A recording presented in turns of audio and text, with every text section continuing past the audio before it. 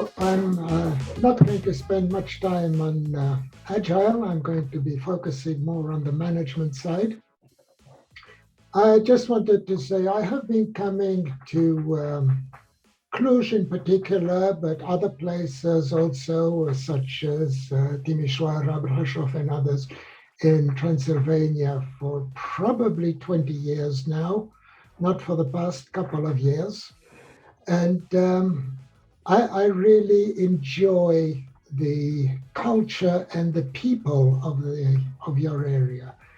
I love the dynamism that you show, the interest that you show, and the desire to learn. I have made a few predictions, shall I say, in the past, which have sometimes come true for the future of in Transylvania, always hoping that you will focus more on quality and really make things happen. I wanted to talk to you today about the future of management. And I just want to point out that this is the first of 5 talks I'm giving in the context of World Quality Week. So World Quality Week is officially next week. I'm starting a few days earlier, talking about the future of management in a hybrid world. I will then be giving a talk on quality is not a standard at the Cluj Software Community Conference. I will be talking at IT Days in Cluj live. I will be giving a talk on Vitruvian quality, and particularly on my new book, which I am launching at the same time. And I have a workshop that is being held on the 15th in Cluj and the 17th in Timișoara. And I'm glad to say that Peak IT is offering one of you free attendance to that workshop. So at the end of this talk, I will have to choose one of the participants who gets a free entry to the workshop. If you live in Cluj or Timișoara, otherwise you will have to travel. The reason I'm talking about the future of management is because for me, everything changed 2 years ago with COVID-19. The world is a rapidly changing place. Things are going very fast for the moment. And the concept of management is changing as we find ourselves working with a team where some people are in the office and some people are at home and some people are at the customer side, and we're trying to make a team out of this. And things have changed significantly. So before we start, a couple of definitions of management. There is a different definitions as to what management is and what it's supposed to do. Largely, it is either a scientific defined way of working, a structured approach, or it can be considered as a function, a personal responsibility. The two definitions overlap, and what I'm going to say fits in both cases supposedly quite well. Managers' role traditionally is a responsibility for the satisfaction of multiple stakeholders, particularly in the context of contradictory or incompatible demands and expectations. The manager's role is to put in place, to provide whatever is needed to facilitate and improve the effectiveness of the team. Historically, there have been 2 basic approaches to management, which is a mechanistic approach or a systemic approach. The mechanistic approach largely considers that people are interchangeable, and the idea is that I need to do everything as a manager to make people work harder. People are just elements in a system, They need to be controlled on a continuous basis. They need to be measured. They need to be, everything must be formalized. The mechanistic approach to management has led to the development of the highly inefficient idea of an open plan office. The open plan office starts from the factory floor, and when workers moved to offices, the idea remained that the manager needed to see everyone and make sure that they were working. This was based on, this was carried over to office spaces, even when working in knowledge-based work, based on the false idea that an open plan office facilitates communication. Communication in an open plan office is downgraded by a lot of background noises and continuous interruptions, so that most people working in knowledge-based industry in open plan offices ends up with noise cancelling headphones in order to concentrate. This should not come as a surprise. It was documented by DeMarco and Lister in their book published in 1987. It has been re-verified, revalidated many times. Open plan offices do not work. They actually reduce productivity. More recently, many organizations have understood that a more flexible, flat approach works better to respond to continuous changing pressure. So rather than having formalized structures, we move people about, they join and leave teams as necessary.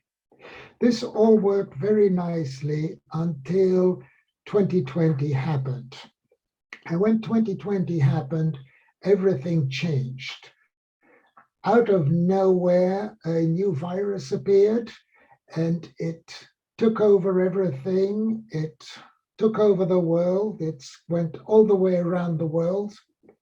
And the world had to go into full protection mode, leaving empty streets, empty offices as people started working from home. Working from home for many was under very difficult conditions, sitting at the dining table or at the kitchen table with children, with pets, with spouses, with cooking, having to clear their work away from the desk or the table on a regular basis for meals and other things. A few were working in incredibly uncomfortable conditions because they didn't have a proper table from which to work, and some were lucky enough to have a home office. Some of us even tried working from in our beds, but that didn't always work very well. And over a while, we got to meet all our colleagues, bookshelves and cats, and we understood that things were changing for good. We understood that this was not temporary, but this was the beginning of a new world, and everything was going to change. That's what I would like to talk to you now from a management point of view. I'm going to talk to you briefly about management styles, explain the principles of management versus leadership that are very different things, talk about the management skills that are needed now more than ever, talk about the organization and how to manage complexity in order to avoid chaos in this new world.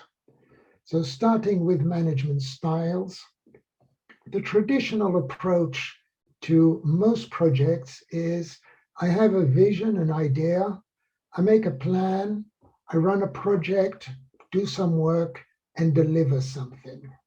Very rapidly, we realize that we need to measure the progress of work so that we can replan, because things never quite happen the way we expected. A few companies realized they had these measurements and they could be used in order to improve the planning process, in order to make estimating more efficient in future projects. So we're going to not only measure the progress of this project, but we're going to measure why we got it wrong to start with.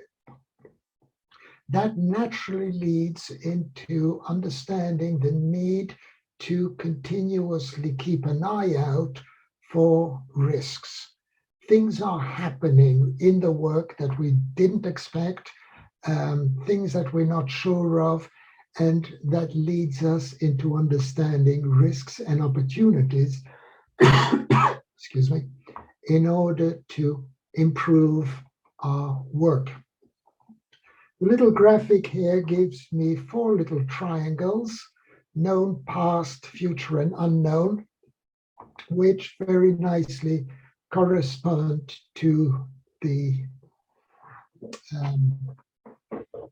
parts of the brain, or the hemicycles, the 4 halves of the brain. So left brain is more memory and logic, the right brain is more imagination and future. The cerebral, the front part of the brain, is again past and future aspects. The limbic is more the unknown and the known aspects. Of course, in real life, ideas and events don't happen in 1/4 of the brain. They happen in communication throughout the brain.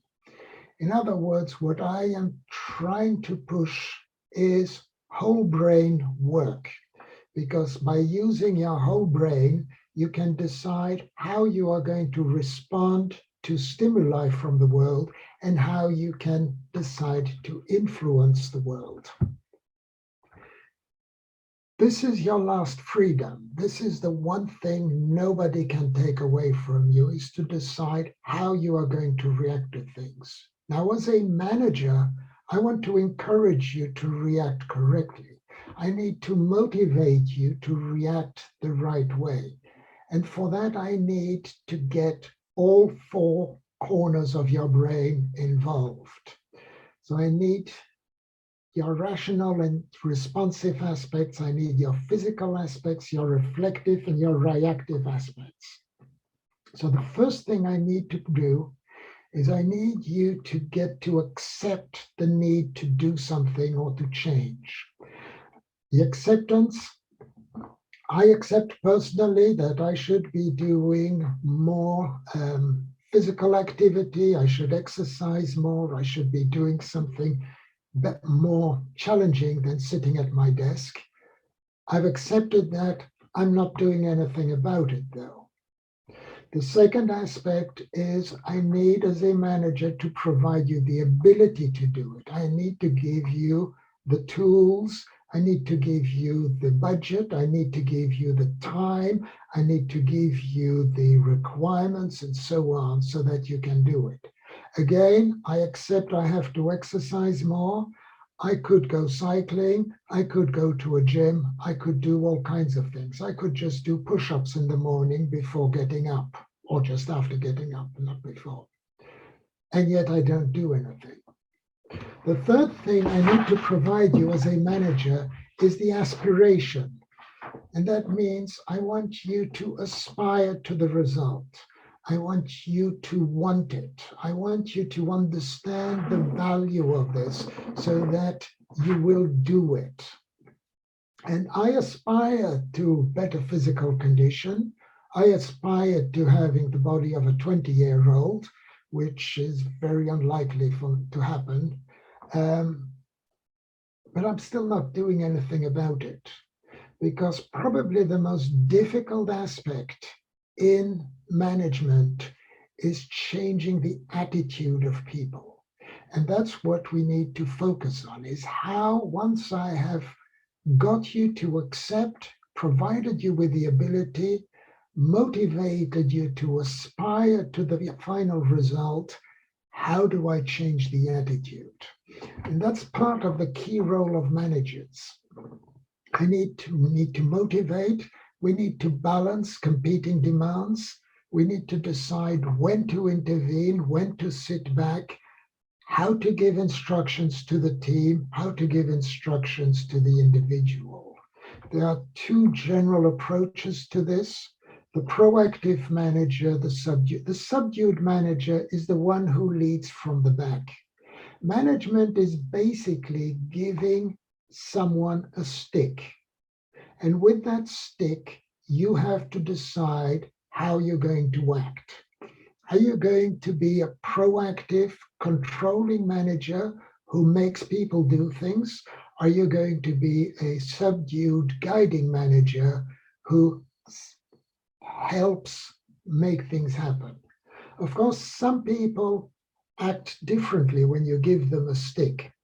If you give some people a stick, they will inspire you. They will do something to lead you, to inspire you to do something better. Some people will try to dominate. I'm not going to talk about that. I'm not much into people who want to dominate. Some people want to accompany, prepare you, and transfer their knowledge to you. Now, these are different types of management and leadership skills which we need to consider. So, first of all, I want to make clear management and leaders are very different people. It is very rare, if possible, for a good manager to be a good leader, for a good leader to be a good manager. It's a different mindset. The manager knows the budget, knows the problems, knows where we are, and doesn't want to rock the boat. The leader has a vision, wants to get you there, no matter what the cost, what happens. And when we consider management and leadership, we come to largely 4 different types of management: directing, coaching, supporting, delegating. They've got different focuses. They try to do different things. And the key is to find out for your team, what is the right approach? Now, I'm assuming most people are familiar with the concept of teams that form, storm, norm, perform. So forming phase, I have got a young team. They're eager to start. It's a new project. It's exciting. We got a new environment, new tools. We're going to make things happen, but we don't really know why. As we start work, people start getting upset with each other. They start getting angry with each other. Why is he doing that when I could do it better? Why is she in charge and not me? And so on.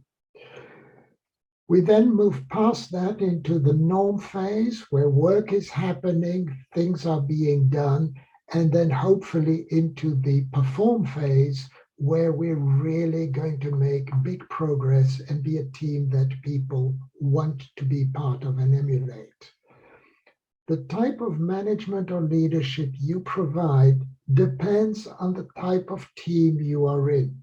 And it might vary by sub-teams. So not everyone in the team is necessarily at the same level. You might still have people that are a couple of people storming when the rest are already in the norm phase.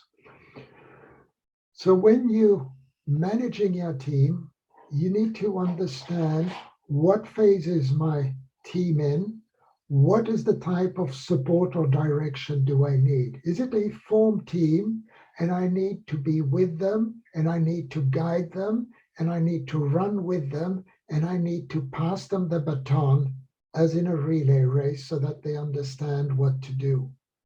When we get into the storm phase, I need more control. I need to have more feedback, give more feedback, which means encouraging, explaining, clarifying, supporting. I need to guide, but I also need to hold back a bit. Once we get in the norm phase, then everything is nice. I'm just like an orchestra leader. I'm assigning activities. People are doing it. I just need to keep things running smoothly and make sure there are no big mistakes. In the perform phase, I can relax. I am just there as a cheerleader giving the rhythm. That's not quite true. I'll come back to that. There's a little bit more to that. So, since 2020, management skills have evolved. So the traditional skills of a manager are still there. You need to be able to communicate with every individual in the team, with the whole team, with the customers, with senior management, with suppliers, with whoever. You need to be able to reach out and speak to them. You need leadership by example. In other words, you must never ask your team to do something you are not willing to do yourself. I didn't say able to do, I said willing to do. You need to inspire. You need to work with conflicts, with team development, mentoring, negotiating, troubleshooting. These are all traditional skills of a manager. They're all staying, they all have to be there. However, since COVID and since the start of hybrid teams, there are a number of additional skills we need to talk about. These are either new skills, which were not necessary before, or they are significantly stronger needs or slight variations on the traditional need. I'm going to go through them alphabetically because I don't want to give the feeling that one is more important than another. The first one is adjustment. You need to adjust. You need to be able to react, to stay calm. Things are changing, okay? Things are going to fall apart. You need to stay calm. You will be talking to the team as a manager more often than you used to because you're going to have online meetings and not just physical meetings. So you need to give that feeling of calm. You need to show that you are in control. You need to not, you might be surprised, but remember the problems that are presented to you are challenges. You can overcome them. Keep your peace of mind. That's the most important thing always. Remain calm. The next one is ambiguity management. Hybrid teams present specific problems. So in tests that have been done previously, we found that people working from home on average are about 13% more productive than people working in an office. And that is because they are working at their own rhythm. They are working at 6 o'clock in the morning for some of them. They are working at 11 o'clock at night for others. They're working on their own time scale and they are producing. They are being less interrupted. They can focus on, they're in a comfortable mode. So that's very positive. However, now I'm bringing in new people. The team is growing. The new people are coming into an empty office. I need someone there. I need my old team there to surround them, to support them, to mentor them, to bring them up to speed, to show them how things work, where things are. So I have to choose, are you going to work efficiently alone, or are you going to come into the office? What is best? Some people want to be in the office and are desperate when they come in the office and find it empty. Others don't want to come into the office and are not happy when they are forced to come in for a meeting that could be done over Zoom. So you've got this ambiguity, which is got part of everyday life, which you need to decide what is the best approach. Change management is not something new. It has always been there, but change is happening faster and faster. Change has been a key characteristic of the world since the Industrial Revolution in the 15th century. It is happening faster and faster. Everything is changing. You need to be able to manage it. Every change is a risk that needs to be managed. It needs to be controlled. It needs to be managed. And that includes someone new joining the team. It includes a customer suddenly canceling their contract. It includes new technology, whatever it is. You need to be there. You need to be able to manage and understand it. Collaboration, when in a team, as a manager, you have got a number of different roles. You have got to initiate the work. You've got to invite the right people into the team. You've got to create a safe space for them in which they can work, they can concentrate, they can share ideas, they can make mistakes without getting into trouble. That means also you have to be a gatekeeper, holding back external interference, even if it is your CEO who is coming to try to disrupt your team by asking them to do something special, out of the ordinary, different. You have to be the gatekeeper. You are the point of connection between your team and the outside world, between your team and senior management, between your team and the customer, between your team and other teams, between your team members. And you are also a participant in the team. You have to work in the team with the team. And so at every moment in time, you have to decide what is your position vis-a-vis the team. Sometimes you have to be in the spotlight. You are defending your team in front of management or in front of the customer. You are defending management and the customer in front of your team, not criticizing. You have to defend them. They are not expected, they should not be allowed to speak directly to your team without your acceptance. And you have to justify what they are doing. So you are in the spotlight, you are the manager.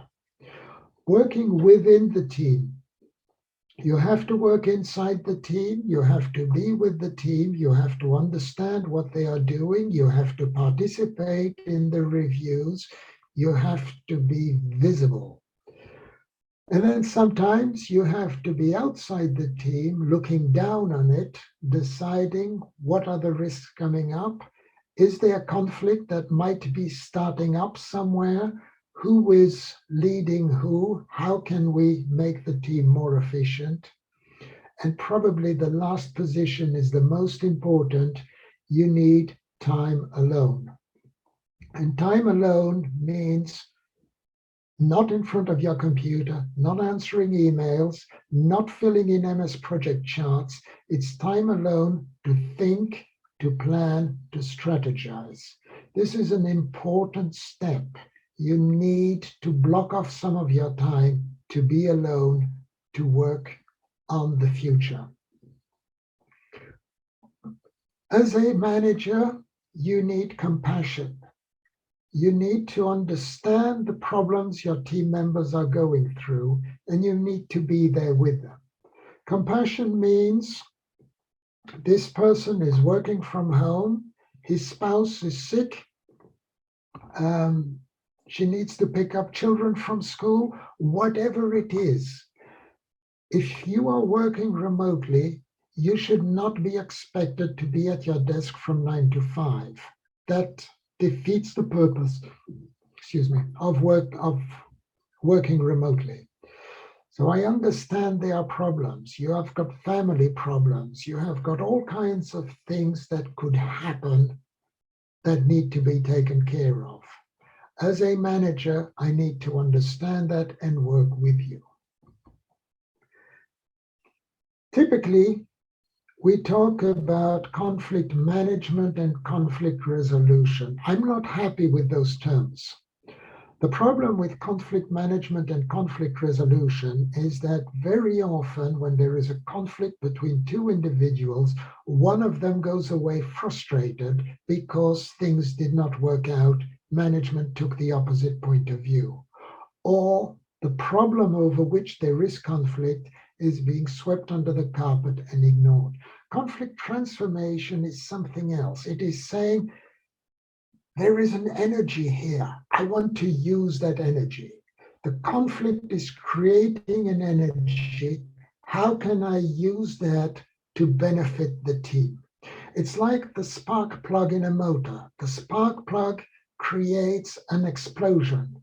And that explosion is productive, not destructive. That explosion, when it makes your petrol explode within your motor, it gives the impulse to move forwards.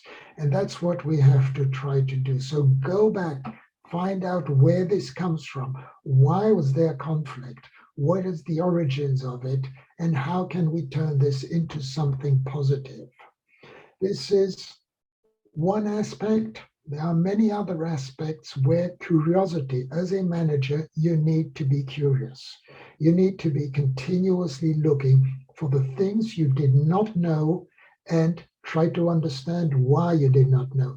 Is somebody trying to hide something for you, or is it just that this never came up? You need to find out about your remote workers' family life. Are they all alone at home? Are they in panic mode? What is happening? You need to go beyond your duty and find out what is happening. You also need to work on ethics. Ethics is typically something that we talk about, we put it on mugs or on posters and then ignore completely.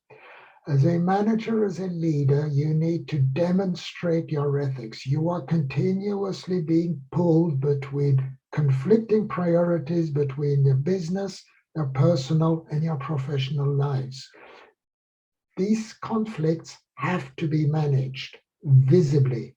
You need to show that this is how you do things, and it's not just something you talk about. You need a lot of intelligence. And by intelligence, I don't mean knowing things. That's something else. Intelligence means understanding, applying logic, being aware of yourself, have emotional knowledge, critical thinking, problem solving. All the different aspects of intelligence are important in a management case, and especially if you've got a hybrid team. You have to have the knowledge to know what is important, what is less important. Know what your team knows. Know who knows what. How do I get them to communicate this properly? You need to be able to motivate your team. You need to be able to motivate not to do what you tell them to do, but to want to do a good job, to want to do better, to want to deliver faster in budget, higher quality. You've got to establish mutual trust. Your team members must trust you. So that means that your communication in action, in words, in documents has to be aligned. Your documents need to be aligned and showing that this is how we are doing things and it works. The graphic here is part of my Vitruvian quality book, which I'm not going to advertise now. Or did I? Very important as a manager, you need psychology. Everybody within your team, everybody listening to me right now is completely unique. Through your DNA, your ancestry, through your education, your studies, the things you have experienced, you have a completely unique point of view. As a manager, I need to understand this. I need to understand what are the things that are going to frustrate you. At what point are you going to get fed up with the whole job and not do it properly anymore so that I can react on time? And I need to understand the psychology of my team members as well as my own. I need to know my own limits. I need to know what makes me angry so that I can control it. Risk awareness is foundational. For me, this is part of your job every day, everybody. You have to be looking for risks at all times. Risks fall outside your scope, that's fine. You report them, you tell whoever it is, okay? You want to actively look at the future and find out what could possibly go wrong, who do I need to tell this, and can they do something about it in order to reduce the risk? A key aspect of management, of course, is sociology. Sociology is managing the wisdom of your team. The wisdom is the experience, the knowledge that your team has that allows them to react correctly and rapidly to unforeseen, unplanned, and unknown events. Right? You understand this, you work within your team's culture. You might need to change the culture, but even when changing the culture of your team, which is a very delicate operation, it can be done. You need to work within the culture. Listen to your team, listen to their experience, their complaints, their suggestions. Make sure your values are clear. What is important to you as an individual and a business? Make sure you respect families, communities. Make sure you reach out to people who are having difficulties rather than blaming them. Educate your colleagues, train them. If they have to move to a different position, make sure they have the skills and the knowledge to do it. Most organizations end up looking something like this. There is a small group of people down here who are doing what the customer wants. These are the people who are writing code and building widgets. Everybody else is trying to control them.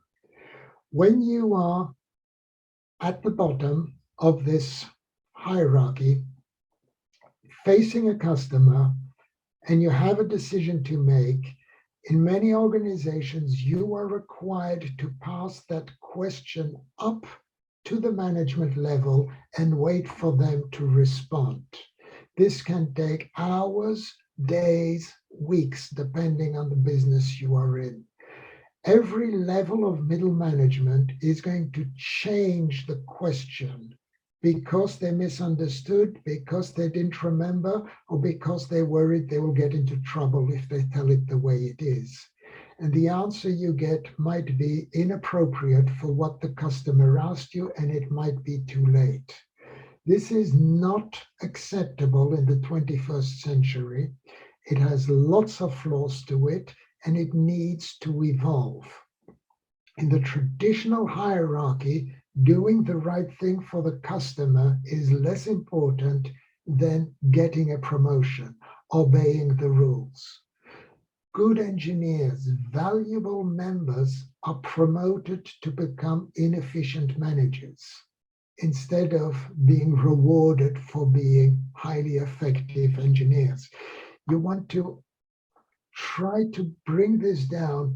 Make sure that your team understands the organization and understands how all the different elements of the organization work together in order to produce what it is that you create.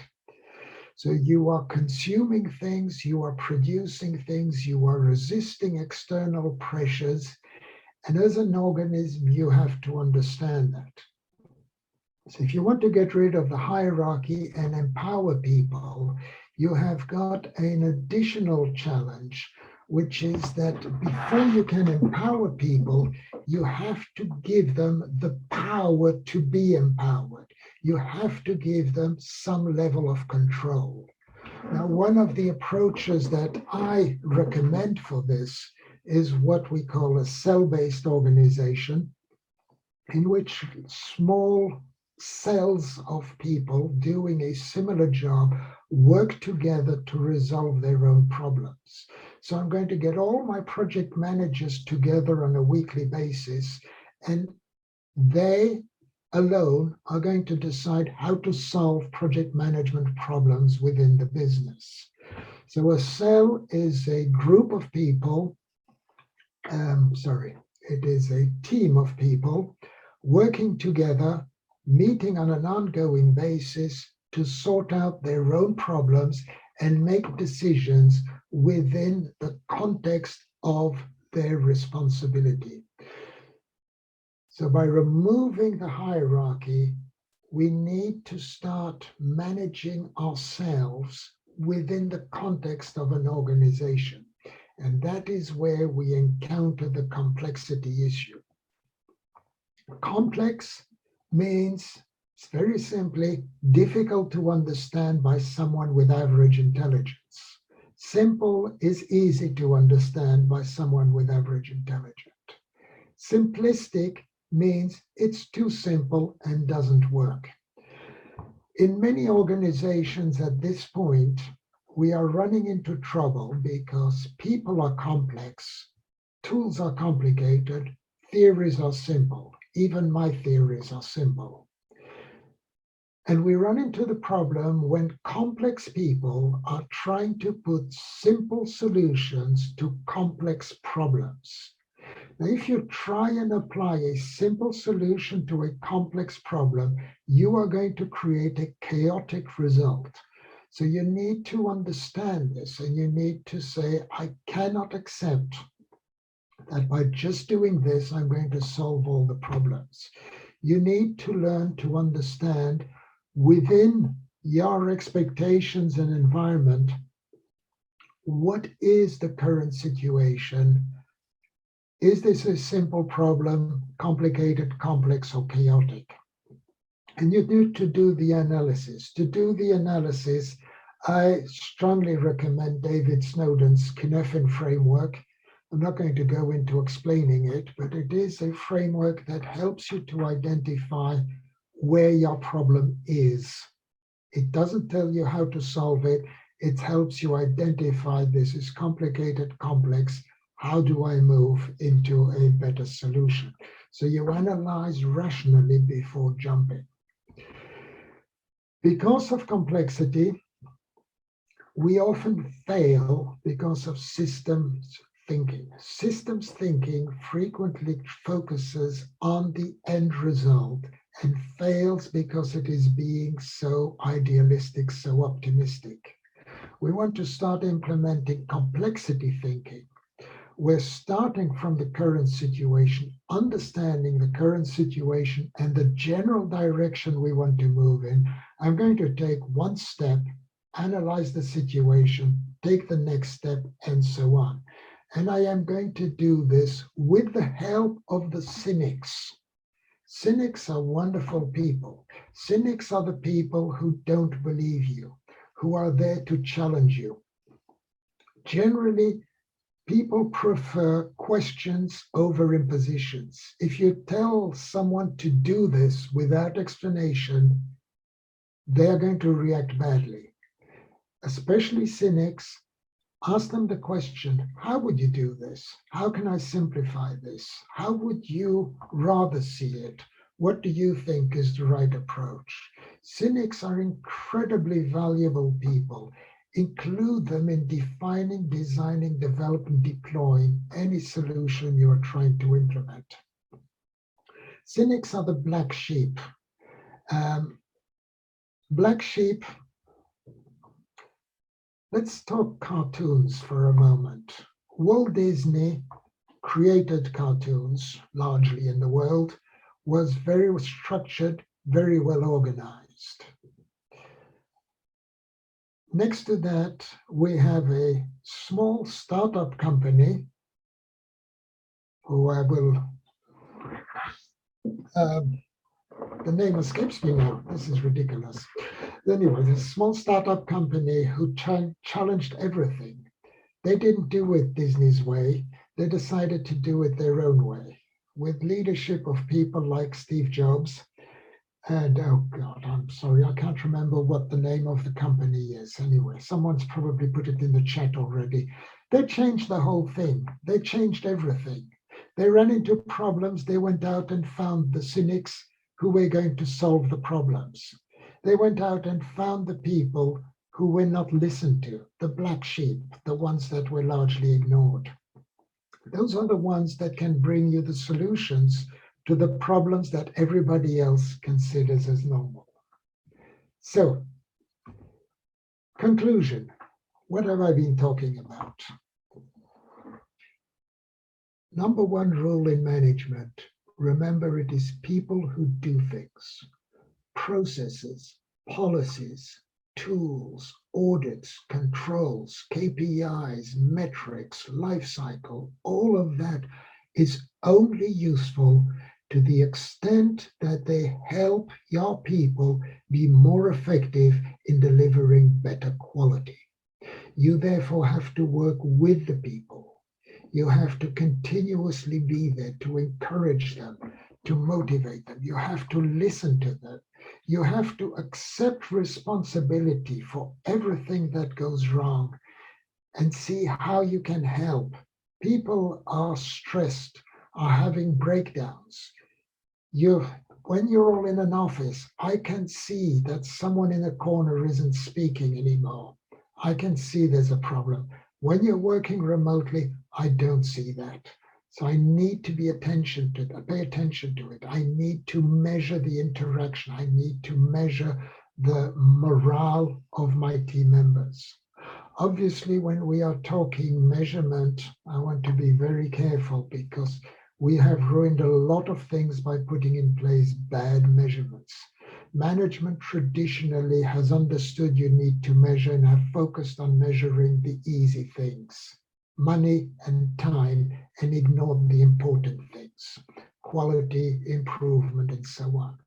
So you want to measure things, absolutely, but you want to measure things understanding how this is going to impact your organizational wisdom, how you are going to be able to predict better the results and the outcomes of future projects because you have measured and analyzed things correctly. You have to remember that we like to be in control. We like to take control. So you want to give challenges to people, reasonable challenges. We want to be in charge of our destiny. Stress is an extremely demotivating, destructive force, which comes mainly from not being in control of your own life and your own decisions. In order to make sure that you are getting it correctly, you want to make sure that there is continuous feedback. As CEO, as general manager, as team leader, you want your people to give you feedback continuously, and you want to give them feedback continuously. Yearly performance reviews are bad, they are destructive, and they should be abolished.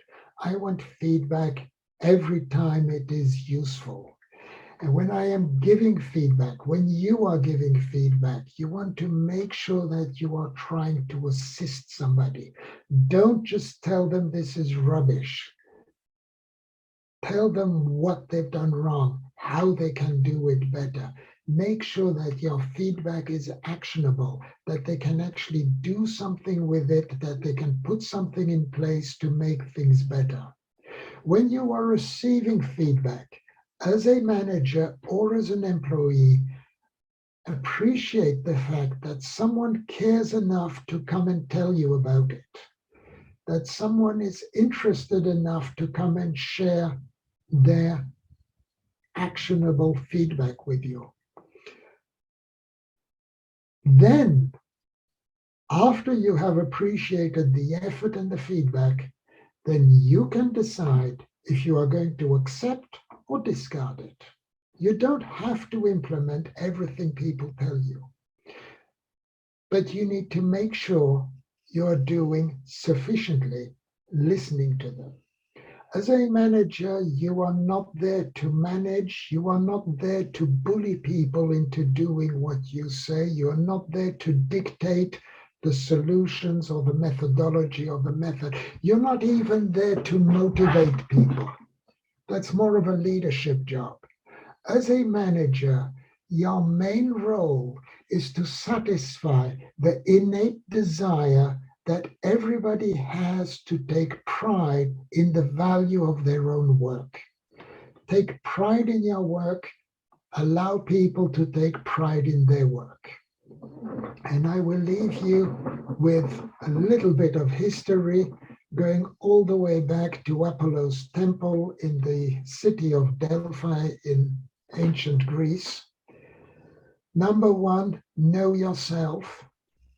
Number two, don't do anything to excess. Number three, certainty brings ruin.